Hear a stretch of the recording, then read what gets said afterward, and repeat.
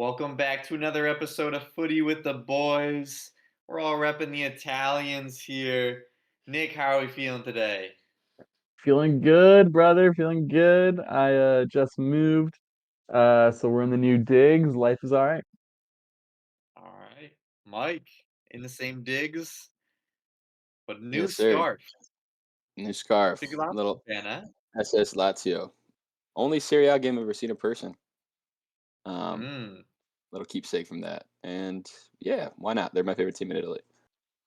big sorry ball type of guy right there. Smoking cigarettes as he watches the game. We got a hell of a weekend to review here. We also have some Champions League to preview in the midweek, and then we'll get into your guys' favorite segments, the U.S. men's national team corner, and our footy stock exchange.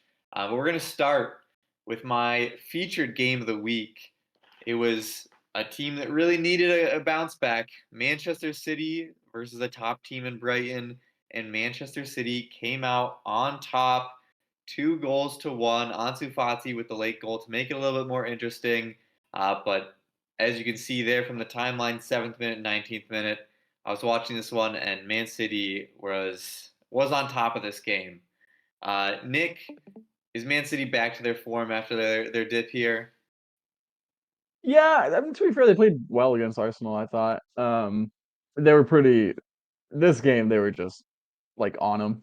Like, this game fell over immediately, like, even before the goal, City was just on them and very stifling kind of play. I guess Brighton got one back late to make it interesting, but, yeah, back to form, back to their best. They got the robot up top still doing his thing, so, well done. No William Saliba for him to worry about, so he's able to get back on the score sheet. Mike, how worried should the rest of the league be with both Alvarez and Haaland scoring goals for fun and in such fine form? Yeah, I think they should just continue to be worried. I don't think it's like more worries or new worries. These are the two difference makers, I've especially in been the worried. attack. Without KDB in the squad, Alvarez is flying right now. And then Holland, who hadn't scored in a few games, gets the benefit of a little sloppy ball play in their own defensive third, picks it and looks to only shoot, buries it in the bottom corner like he does. Great goal from him. Ansu Fati come on, scores later, but Brighton held their own this game. Um, the one piece of play in particular came from Matoma, where he turned Kyle Walker inside out, which watching Kyle Walker play quite a few years, you don't see all that happen often. And then he burned him with pace. So solid game from them, but City's just too good, especially in the midfield. Should Fati be starting, do you think? Yeah, I I think think so. so. I think he Yeah, will. I I think feel he like could he's played start well in that anytime he comes on. in the player right behind the striker because they generally have like a 4-2-3-1. I think he would thrive in that role, but right now he's been coming on like 65th minute, something like that, and he's had 2 goals. I think in back-to-back Premier League games. So I think we'll see Yeah, more of him. he scored, I think, back to Maybe back or just two of trying his to last get 3. integrated into the system and everything, the rotation. Yeah. From a quality That's perspective, sensible. though, Yeah, he's got to be top, close to top for Brighton. yeah. Danny I picked Welbeck's up still holding that it down. Mitamo is dribbling. Oh, he's silky to watch. What a player. And He just signed an will probably not extension. be at Brighton too long. Yeah, I'd imagine that's so that they can Get a ask few for bit 300,000 billion for a him. billion. If they're getting 100 million for Caicedo, they're getting the Brinks trucks out for You see, Mitamo there. really quick before we leave this game, you see Alvarez linked to Real. Yeah, I did see that. That'd be sick. I also saw Alfonso Davies linked to He's Real not Madrid. leaving. There's a lot of links. That'd be sick. He'd work as their 9. As a Barca fan, Yeah, I'd I'd be hate like, to see it. He would torch us. yeah. Moving to the next game, it was a sad result here. Everton, Liverpool. Everton actually hung in there for a good portion of this game. An early red card, not helping them out. Mike, bring us through Everton, Liverpool here, the Merseyside derby. Yeah, dude, the red card screwed us. And it is a red card. Ashley Young played pretty well the first 30, 40 minutes of the game. until he got sent 36 off. minutes. Yeah. Made one huge tackle. His first yellow card's a little weak, and then his second one is he knows he's getting beat. He's 38 years old, and he's like, you know what? Maybe I could catch a piece of the ball. And no, he got all man. That's a red card. But inconsistency on the reffing again, man. I think Kanate deserves to get a red card this game as well. He gets an easy yellow, drags down Beto on a counterattack, which not as hard as Ashley Young's second foul, but pretty Yeah, I don't similar know, bro. situation. I don't know. It's a cynical foul. I think it should I think be it's an a red. automatic He knows what he's doing. second You don't yellow. reach But out your arm. he wasn't like clear though. Like it's not like I don't know. No, he was still in his own But he half, reached out but his arm. it's It's a not a straight smart up play. breakaway. I I don't think know. I think it's just another instance of inconsistency, which it sucks to be on the end of. But Klopp said after the game, even, you know, I've been saying it all year. It's happened against us, and then you just kind of have to take it and move forward. He's like, that's all I can really say about that. So, yeah, he realizes what happens and he understands how the refs work, and sometimes it goes against you. But 2-0, kind of what I expected. Made it scrappy, and then a late goal from Salah added another one. He already had one earlier in the match to make it 2. Pretty standard. We didn't look a whole lot threatening up top. There wasn't many goal scoring opportunities for us. Nick, any thoughts on Mo Salah this season? Is he going to lead Liverpool to a title challenge here? A challenge for sure. Golden Boot perhaps. This dude's on fire. Really? He also like he's reached a stage of eliteness where he doesn't celebrate after he scores. Like he's like, yeah, I scored. Like even in a derby game, like he was pretty chill Not with both surprised if he goals. scores ever. It's fucking cold. So Starting to do the messy pointing at teammates. yeah, he's fucking nut. Him and Nunez. I think Nunez should be starting for this team. I don't know about you guys, but 100%. I like that front three of Diaz, Nunez, and Salah. I think that's the one that you go with. I get Yoda does like the false nine thing better, and I understand Nunez is like the definition of a super sub with his pace and power. I think he deserves a shout to be in that front three. But hey, I mean, I guess it's clearly working right now. Alexander Arnold almost banged in a volley early on in the game, which would have been insane. He looks similar to what he always is. Doesn't have to do too much defensive work. Yeah, I was hoping Everton could make it scrappy, but after that red card, I was like, yeah, it's only a matter of time, and that's what it was. Yes. Yeah, I think once you get a red card as the team that's sitting back, it's not too hot. I think Especially so Konate early, really bro. should have been. Yeah, I think it should have been a red against Konate. That second yellow, I think if he doesn't have a yellow already, it's a very easy yellow for. He sticks his arm completely straight out. That's a pretty cynical foul there, but I don't think that Konate getting that second yellow would all of a sudden make Everton go and get an equalizer or anything. So I'm not too chuffed about it, but yeah, I think reffing just again is a talking point, and I just dislike that. Getting into another game though, with some goals for both sides, a little bit more competitive here. Chelsea, Arsenal, not the result that most were expecting here. Chelsea potentially in an uptick of form. They were up 2-0. They let it slip to 2-2, but if you were to ask them 2-2 at the start of the game, I think they'd be pretty okay with that. Nick, as an Arsenal fan watching this game, what were you thinking of your team's performance here? Um, of the performance, it's a bad performance. It's a bad performance. They played poorly. Odegaard disappeared. I think I think maybe either a change of role or maybe a game or two on the bench could serve Odegaard pretty well. Let him recharge a little bit, and we have a lot of players chomping at the bit to start in that midfield. So I think that couldn't hurt. The performance was bad. The fight. I mean, I am here to tell Arsenal fans I'm not really that upset.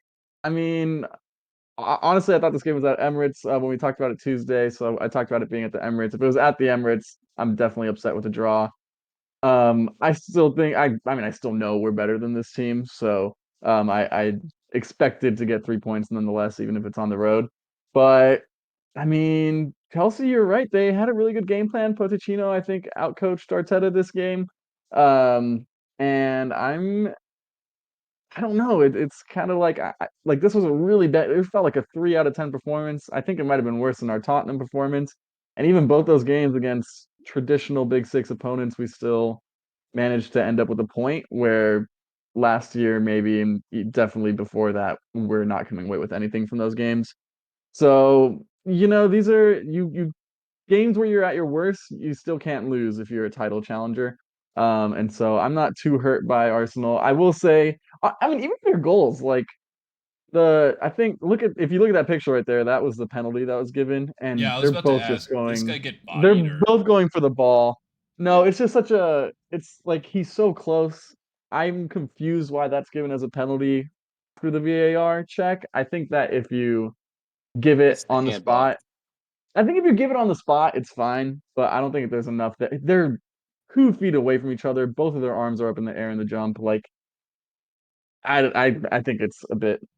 Did he get a But I yellow think for I this? don't know. I think it's a bit harsh, but it is a 50-50 call, so whatever. if And then your arm is Mudryk's away from goal. the body though, then I know, but that's they're both jumping in the air and their arms at the exact same spot. Like when you're jumping yeah. up But like that as a defender, he's the even John Terry after the game was like, "Yeah, I'd be fucking pissed if that was given against me." And again, I'm not here to say that like we got robbed because we scrapped our way to a point.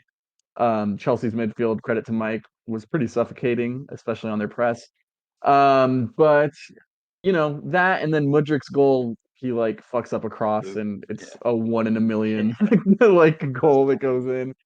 So I'm honestly not even that upset with the performance, or I'm sorry, with the result. The performance is bad. We couldn't really generate anything, and that's when I think if Arteta brings on Havertz in the 60th minute instead of the 77th to get a real target guy up at the 9, I keep saying Nketiah brings nothing different to this team aside from fresh legs when he comes on.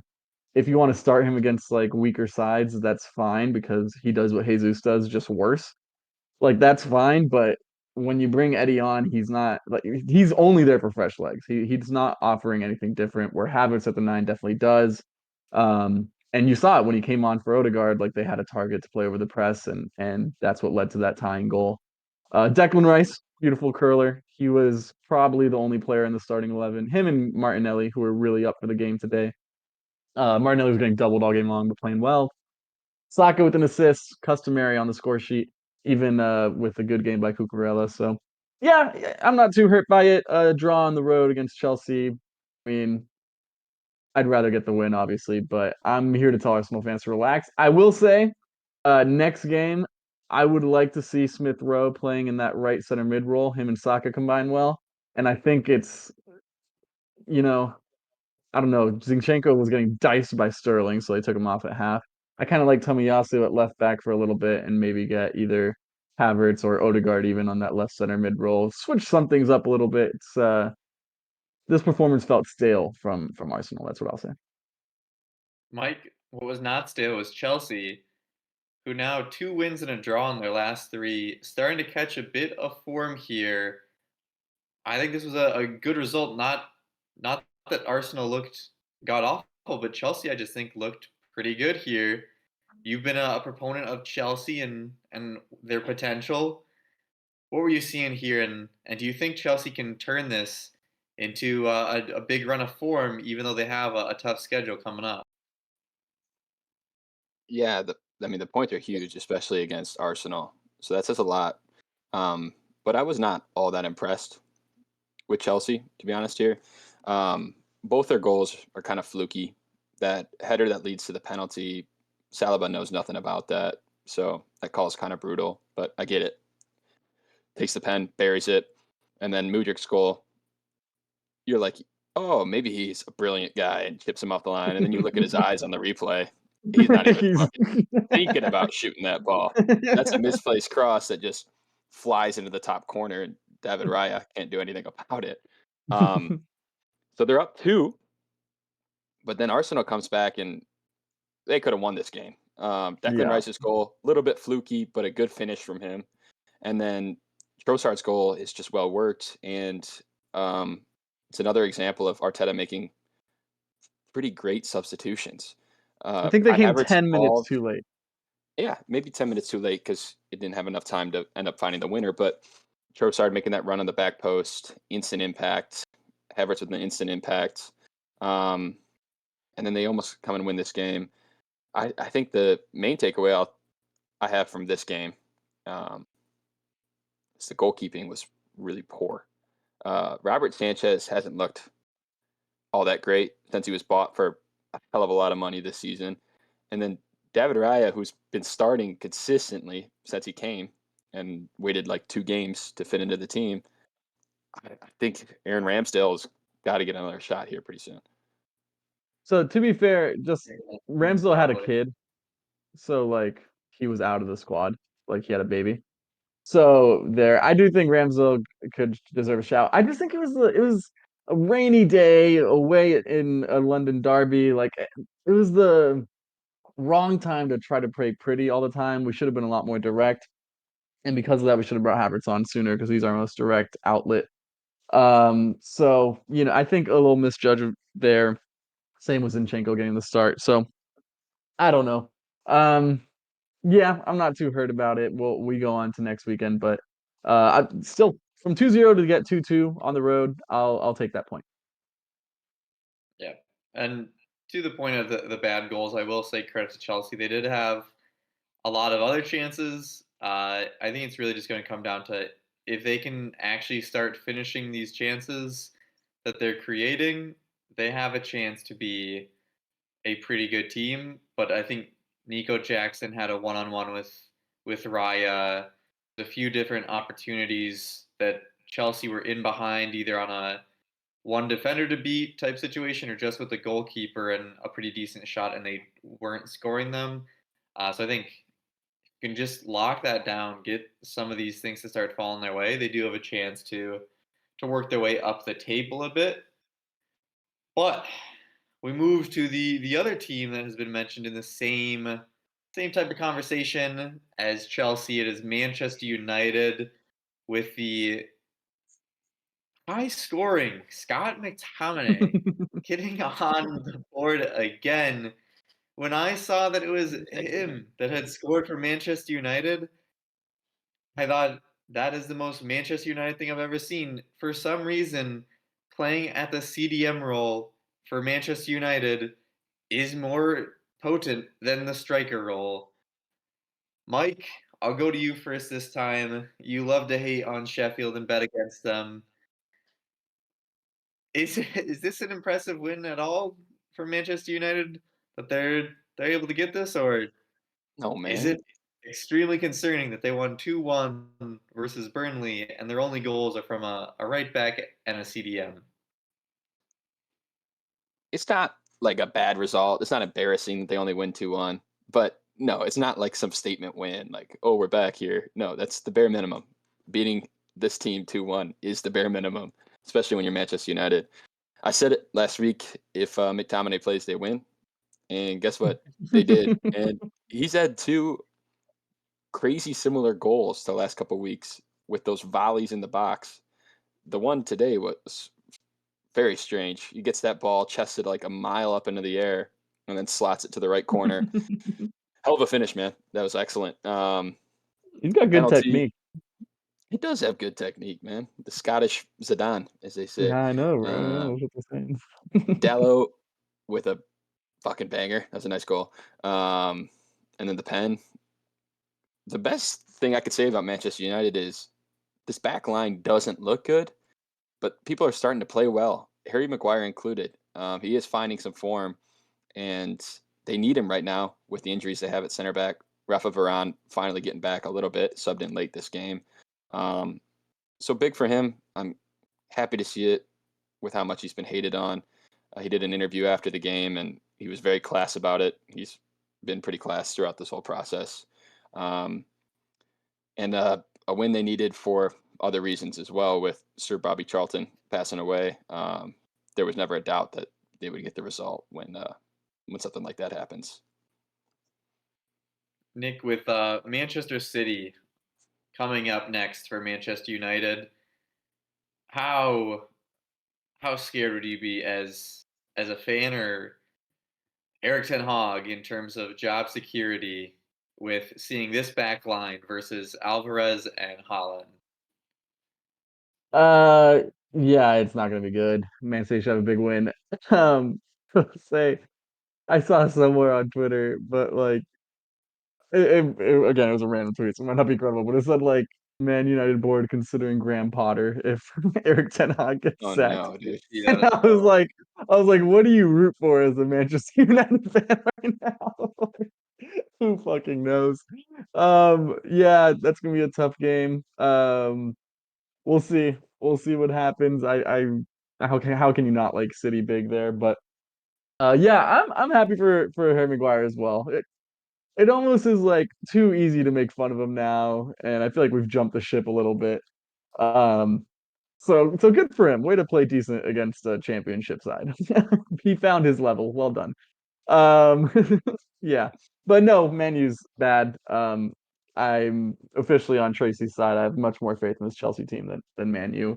Um, just based on like their actual system, I think it's a lot better Chelsea's is. So, um, yeah. Mike knows ball. Is that the headline we are hearing? Well, Because let's wait till this Crystal Palace game, bro. Hold on. Sometimes I I know was ball. about to say Sometimes I tuck out my ass. that Chelsea has been a lot more convincing. They've had this run of form where they at least, yes, it's against like lower opposition and it's not been consistent throughout the season, but they've looked okay, this is a good team. They can score some of these chances, have good games. Manchester United, although they've been getting more results, and yes, they sit above Chelsea in the table. If you look at who they're getting results against, it's they scraped one out versus Sheffield here. Then it's versus Brentford. They scraped one out. Burnley, they weren't convincing. They haven't really had a moment where you're like, you know what? They've been scraping by, but I believe in them. Like none of these results have been convincing. Obviously, losing to Crystal Palace, losing to Galatasaray, barely beating Burnley. Like I just don't think there's been much there to give fans that much hope that they can make it click here. Do you guys Yep. agree? There is that a little Yeah. too brutal on them though. No, I I agree. I have much more hope if I'm a Chelsea fan than if I'm a Man U fan. Yeah, it seems like Chelsea's a lot closer to figuring it out, and as Mike pointed Uh, out, Pochettino might about a that lot big one. closer, but I think they're more. And Manchester United, what you could say about their attack is no one is in form. The guys that they're no. going to count on, Marcus Rashford mostly, is not dialed in right now. And then Hoyland's still breaking into this team, but he's Scott not finding the McTominay and net either. Casemiro. Yeah, I'll tell it's you just going to what. I be think here's the CDM scoring difference. goals. I think here's the difference, bro. I think Chelsea's players believe in the system. I don't think Man U's do. No, No, I I don't. think I you're right. think he's lost other. Yeah, I think I think his days are numbered. Yeah, I think it's just a matter of time. And it's just a matter of time before I could sneak this in. Mike was right about Chelsea potentially, but we know who was wrong, and it was Nick about West Ham Villa. Aston Villa with a Oh boy. convincing 4-1 victory over West Ham. Jared Bowen still gets on the score sheet, though. We have been hyping him up, Kind of. and He he was still kind gets of on on there. That's the silver lining for Nick here. He has been singing his praises. Nick, you chose West Ham. I don't blame you, but Aston Villa, they seem to be a bit of a bipolar team, can have some bad results and then just absolutely smoke somebody. What, what do we expect from Aston Villa for the rest of the season? Where are they going to be finishing? I think they finish right ahead of this West Ham team and behind everyone else who we think is a good team. I think they're going to be inconsistent in big spots. They got a big one here today, though. Douglas Luiz, that dude can fucking play, dude. He is a good baller. I like his role. Really good technically too. He's a to have your number six take penalties. That's pretty cool. So, yeah, honestly, like West Ham was not really too in this game. It got away from them after the third one. Like they just stopped playing once Watkins scored because they pressed really hard to make it 2-2. But Um, yeah, it was mostly Aston Villa this game. They played really well. Zaniolo with an interesting start with the gambling allegations. Yeah, I was about to Um, say That's Italian. yeah, but no, I 100%. I mean, I think this game showed levels. I think we talked about it last weekend. Like we're gonna find out who these teams are, and I think we did. I think West Ham's the best mid-table team. I think Aston Villa is good enough to compete for the Europa League spot. Mike, the talent on Aston Villa, you think just outweighed West Ham here? Is it some Unai Emery magic? Yeah, I mean, from a talent perspective, I don't see a whole lot of difference in these teams. I give the edge to Villa, um, and their depth a little bit more so as well. But yeah, I think Unai is a better manager than Depth wins than Moyes. championships. So there's that. They also, you said it, how they play crazy and then they get beat by a lot. And this is one of those games that they just turned it up. And I think a little bit of credit. There was another storyline today. Douglas Luiz walks out with a young fan, a young Villa fan who has some sort of brain tumor. Um, and there were scenes about it. And then he goes out and plays just a phenomenal game. Almost had a hat trick. His Yeah, first shot early in the half, just robbed from crazy. the top corner. Areola with a Yeah. fantastic save. I mean, that was a Mhm. banger. I have no idea how he gets near it, let alone a full palm on it. So outstanding performance from him in particular. And then, I mean, he locked down that midfield so much that everyone else got free. And as you said, when that third goal came, it just broke wide open, and there was no chance West Ham was getting back. Jared, word on the Exactly. street is Ollie Watkins. Jared, word on the street is you're a big Areolas fan. Confirm, deny? Oh, absolutely. Big You're Uriel's just guy over here. oh yeah. He they come up big spots. Yeah, big time, big time player. Everybody likes him, hmm especially Ollie Watkins. He likes everything right now because he is scoring nonstop. There is nothing that can bring that guy down. Scoring Man, again in here. form. And Villa, Aston Villa, the team that was fighting relegation halfway through last season, is 2 points off the top of the table, 9 games in. Obviously, Tottenham tomorrow can change that, but what a start for Villa. Going to another team that will be challenging for that best mid-table team is Newcastle. And god damn it, Tonali, they did it for him. Gave him the guard of honor, push him in front for the fans. Why? Because he's caught in a gambling scandal. They are treating him as if he's dying because he got caught for gambling, and that inspired them to a 4-0 victory over Crystal Palace. Mike, how heartfelt and just heartwarming, maybe is a better word, that Newcastle were able to pull this out for poor Tonali. Yeah, I'm absolutely gutted for the man. He did nothing wrong.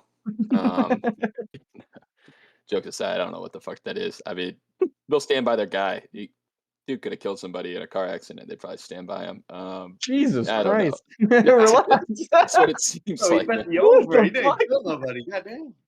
Unreal. But whatever. I didn't expect this result. Fuck, dude. No, Newcastle you showed did levels. not. What did you predict, you idiot? I predicted I think a 1-0 win or a low scoring game. It was anything other than that. Dude. Domination. Newcastle Nick, looked like a Champions League team today. yeah, knowing that Tonali had the over, Nick, how much does that change what you think you saw from Newcastle today?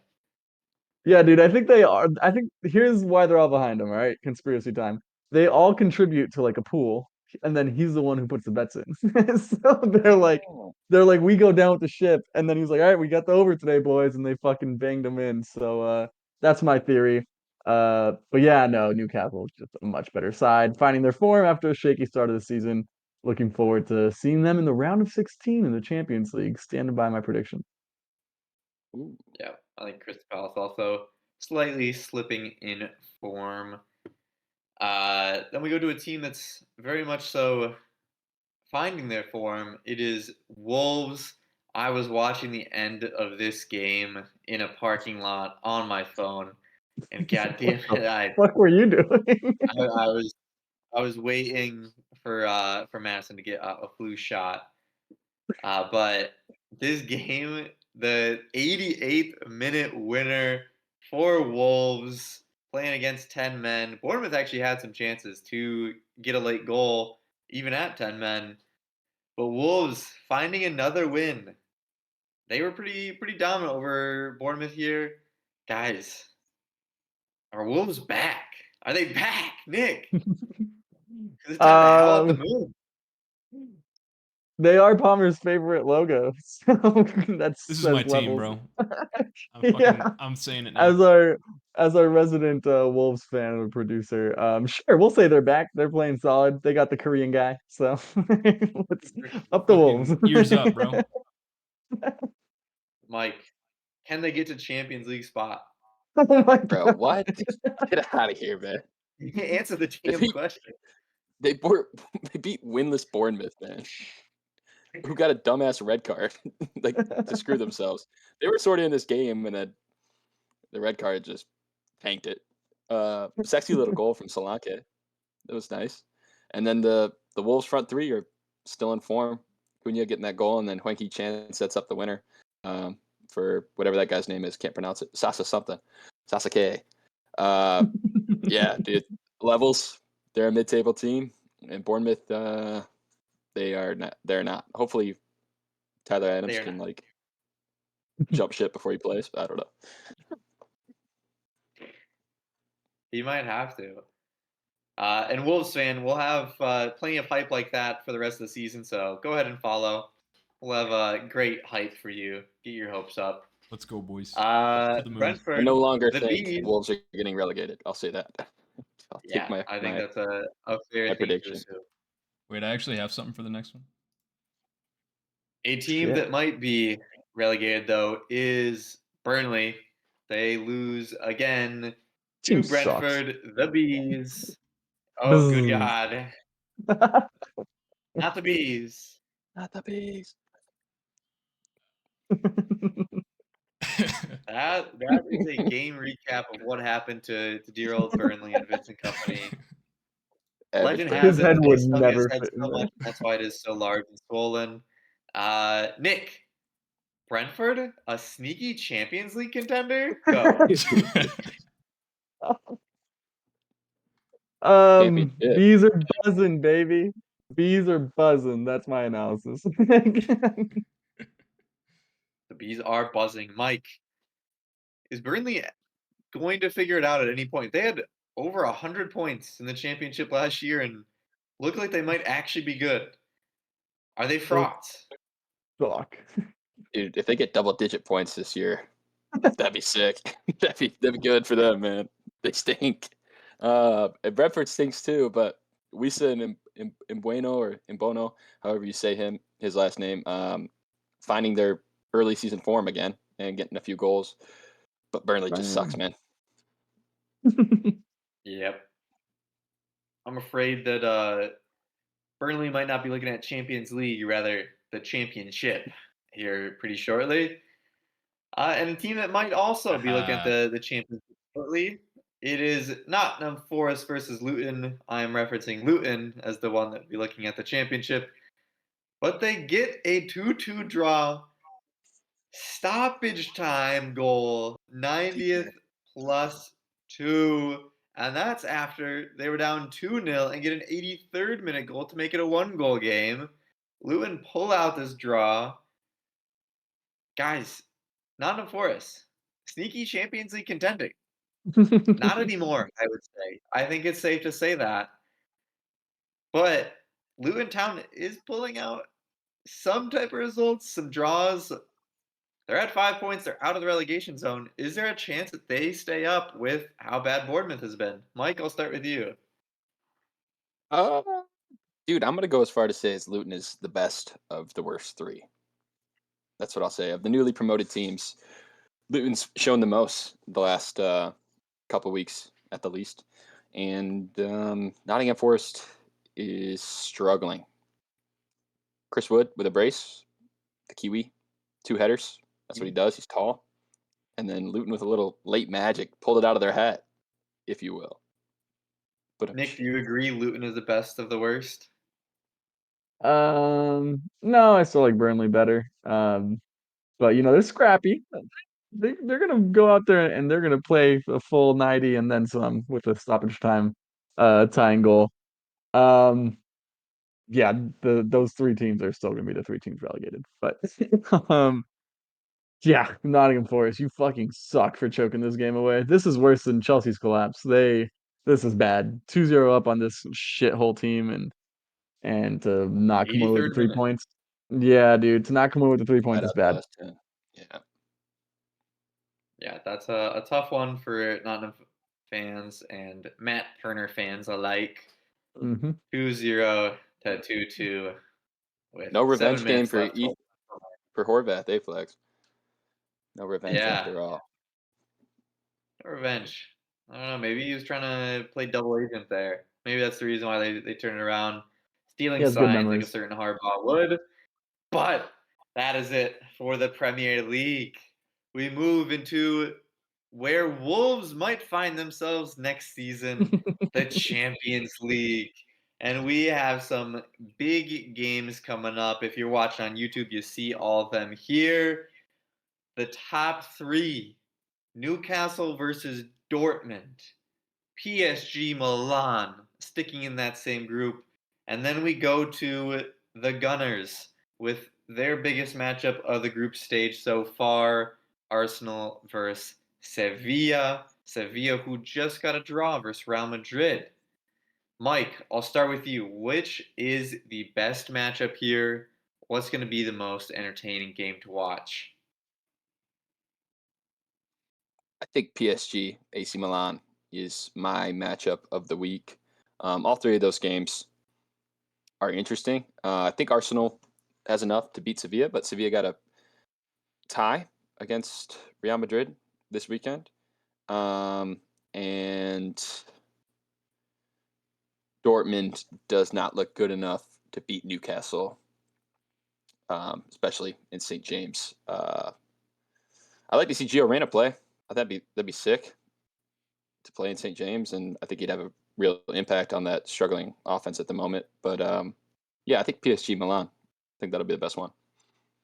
Nick, I have a feeling you might be biased in your answer, but what's the one that you are looking forward to the most here? Yeah, I gotta keep an eye on Gunners on the road in Spain. Um, I understand Sevilla got a draw, but they also haven't been playing the best ball.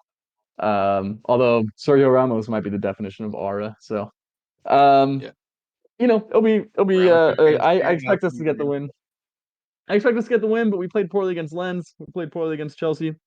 Um, I like us to bounce back, but on the road in the Champions League is never an easy thing to do. So, I'll be very happy with any sort of victory here, no matter what it looks like or what the scoreline is.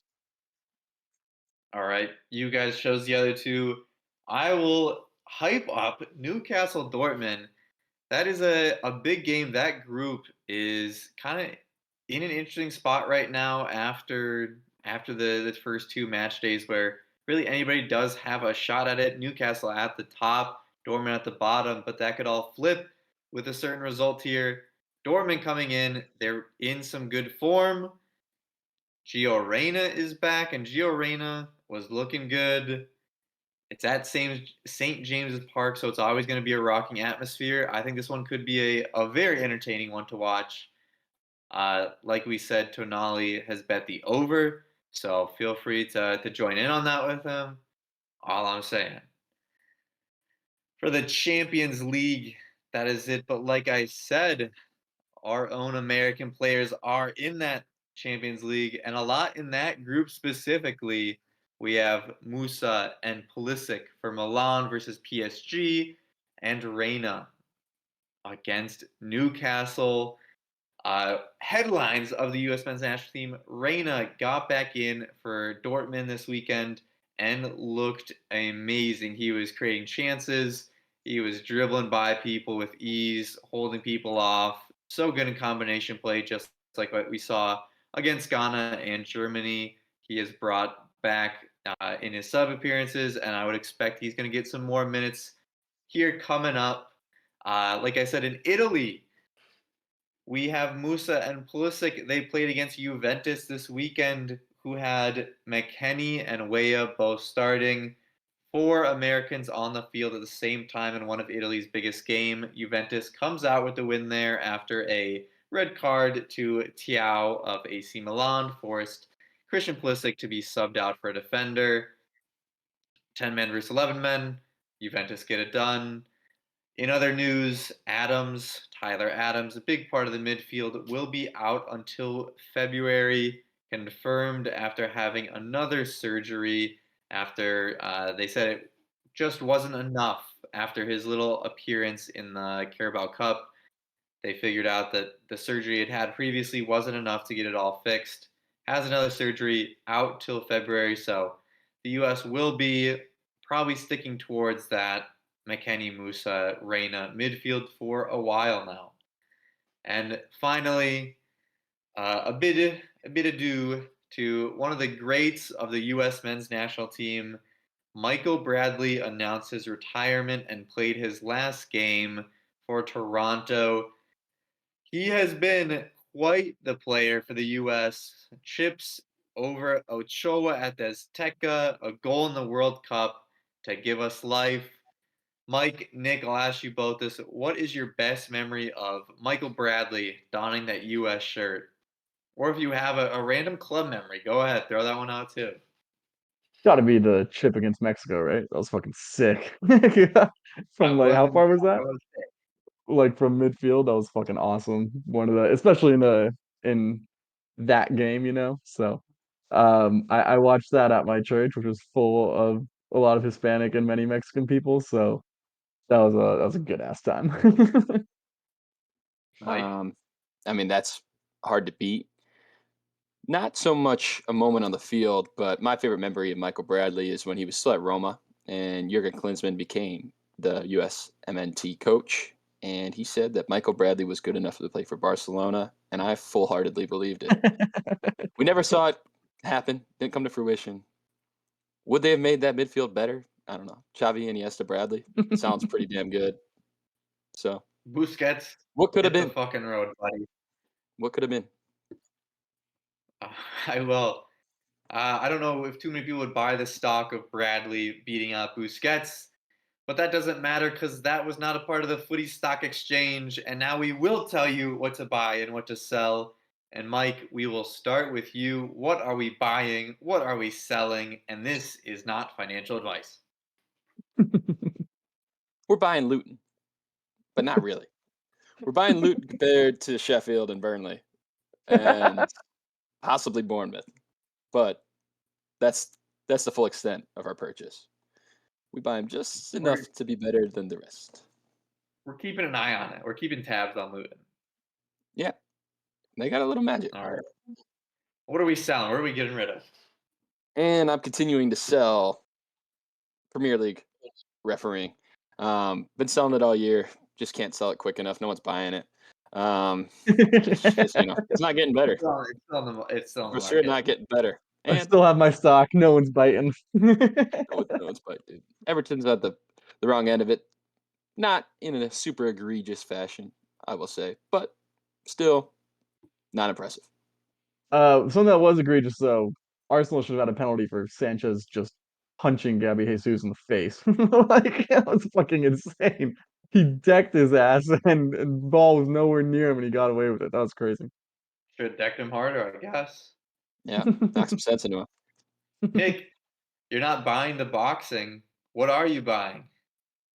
Listen, this one is purely value, has nothing to do with like actual results as of late. But I'm buying Bournemouth. They are it's a penny stock at this point. I still think they're playing well. Bad results. That red card was laughably bad this weekend. But um, but they still played decent. Like Mike said, they could have won that game. I like them to finish sneaky like top 15. So I'm What? still on board with I'm still on board with the cherries. I'm still on board with cherries. Keep buying, and I am selling Draco Malfoy. I'm sorry, I mean Mudryk over at Chelsea. that blonde-haired looking rat. I hate him so much. Honestly, add Cole Palmer in there. I just despise the way they look. Like if I'm being honest, like Love this their hair, the way just everything they do offends me. But Fabrizio's been like sucking him off on Twitter with like goals for I Ukraine and this 100% past goal. his agent is up Yeah, Fabrizio Romano's ass about posting. yeah. So that goal was 1,000,000% a fluke. Don't let it fool you. He is still not going to be that guy for Chelsea. Those Malfoy and Mudryk are the same person. You cannot tell me otherwise. He did a little Wingardium Leviosa on that goal, you might say. Some dark arts. I'll get in on the Mudryk hate. The Chelsea fans are so behind him and backing him of getting a goal off of a cross.